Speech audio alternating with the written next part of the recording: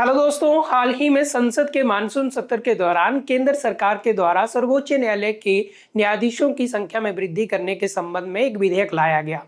इस विधेयक का उद्देश्य सर्वोच्च न्यायालय के न्यायाधीशों की संख्या 34 से 38 करना है। तो आज का क्वेश्चन इसी से संबंधित है। हाल ही में संसद द्वारा पारित सुप्रीम कोर्ट नंबर ऑफ जजेस अमेंडमेंट बिल 2026 के संदर्भ में निम्नलिखित स्टेटमेंट पे विचार कीजिए।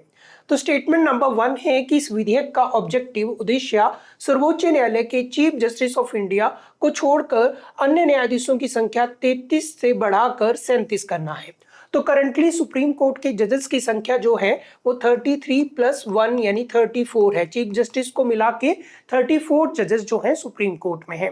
तो ये संख्या जो है बढ़ाकर 37 कर दी जाएगी, यानी अभी जो हो जाएगी 37 प्लस 1 यानी 38 हो जाएगी चीफ जस्टिस ऑफ इंडिया को मिलाकर। तो इस विधेयक का ऑब्जेक्टिव जो है सुप्रीम कोर्ट के जजेस की संख्या को बढ़ाना है और अभी इसकी संख्या जो है सुप्रीम कोर्ट के चीफ जस्टिस को छोड़कर 37 करना है। तो ये स्टेटमेंट बिल्कुल करेक्ट है। इस विधेयक का उद्देश्य जो है जजेस की संख्या को 33 से बढ़ाकर 37 करना है। कुल मिला के 38 जजेस जो हैं चीफ जस्टिस ऑफ इंडिया को मिला के हो जाएंगे।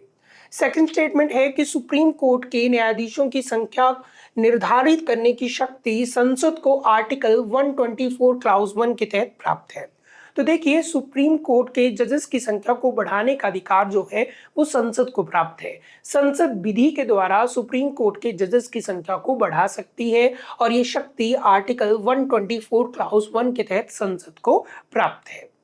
तो ये स्टेटमेंट भी क्या है, बिल्कुल करेक्ट है। थर्ड स्टेटमेंट है कि सुप्रीम कोर्ट के न्यायाधीशों की संख्या बढ़ाने के लिए संविधान में संशोधन करना आवश्यक होता है।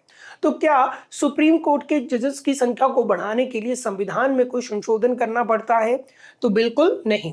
इसके लिए संविधान में संशोधन करने की कोई आवश्यकता नहीं होती है। आर्टिकल 124 क्लाउज 1 के तहत संसद विधि के द्वारा यानी कानून बनाकर सुप्रीम कोर्ट के जजेस की संख्या को बढ़ा सकती है। तो हमें इनमें से करेक्ट स्टेटमेंट बतानी है। तो statement number 1 and 2 is a correct. So answer हो जाएगा हमारा बी ऑप्शन। तो इस तरह के वीडियो पाने के लिए, इस तरह के क्वेश्चन देखने के लिए हमारे चैनल को सब्सक्राइब करें। धन्यवाद। Thank you.